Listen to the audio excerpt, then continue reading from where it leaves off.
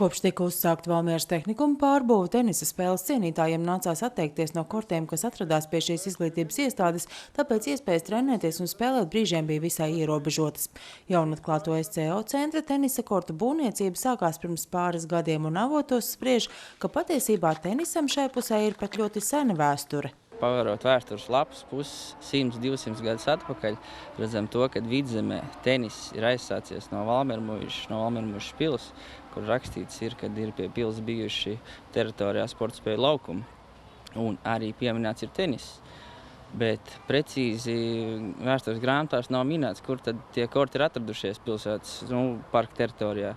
Un šobrīd skatāmies to, kad laikam tie korti un tās pārējās sporta spēles, brīvā laika pavadīšana ir šeit, avotos, blakus pilī, un šeit viss ir atgriezies. Šie nav paši pirmie tenisa korti avotos, taču pirmie, kas izbūvēti atbilstoši visiem Eiropas standartiem, un arī šeit var plānot augstāka līmeņa sacensības. Iesākām pirms 8 gadiem būvēt, uzbūvējām to hardkortu, tas ir cietais sagums, asfalts plus krāsa, kurš pakļaujās visiem gadalaikiem un var spēlēt, ja tikai pašiem labsajūta, ka silts.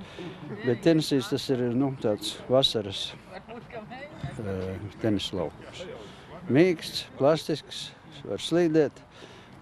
Tā kā jau mana vecuma cilvēkiem ir daudz pieņemamāks nekā cietais sagums. Spēlētāji šo laukumu jau ir novērtējuši, ir gandrīti, jo laukums šis ir jaunākais Latvijā, un kvalitāte ir vislabākā, kāda ir iespējama.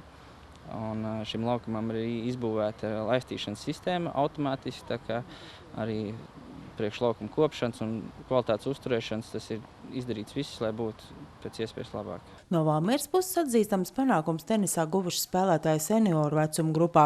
Interesi par šo sporta veidu ir arī daudziem jaunās paaudzes pārstāvjiem, taču, lai gūtu rezultātus plašākā mērogā, lieliskā vasaras bāze būtu jāpapildina ar iespējām pilnvērtīgi trenēties un spēlēt arī ziemas sezonā. Mēs arī esam mēģinājuši spēlēt dažādās Valmieras sporta zālēs, bet tur tie pirmkārt segums nav.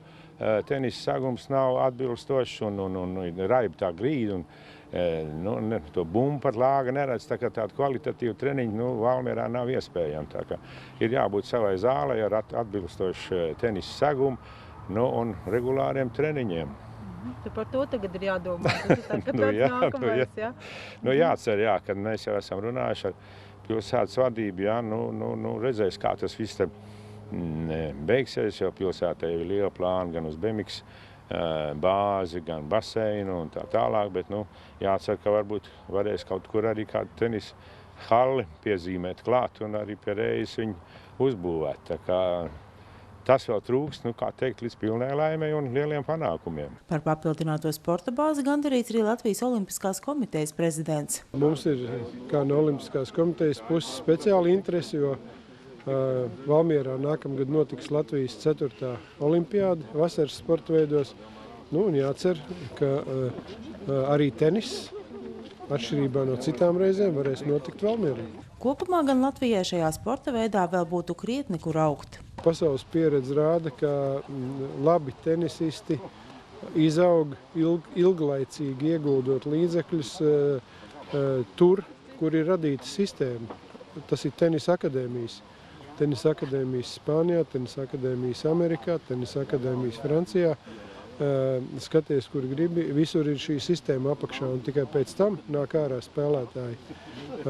Ja būtu tādi resursi, ka varētu mūsu spēlētājus sūtīt uz tām akadēmijām jau 10–12 gadu vecumā, tad pēc kāda laika tie rezultāti parādītos. Tomēr Olimpiskās komitejas vadītājs spriež, ka tam nav jābūt arī pašmērķim. Nemazāk svarīgi ir tautas sporta attīstība, un katra šāda jauna sporta bāze dod iespējas arvien vairāk cilvēkiem pievērsties aktīvam dzīvesveidam un sportiskai brīvā laika pavadīšanai.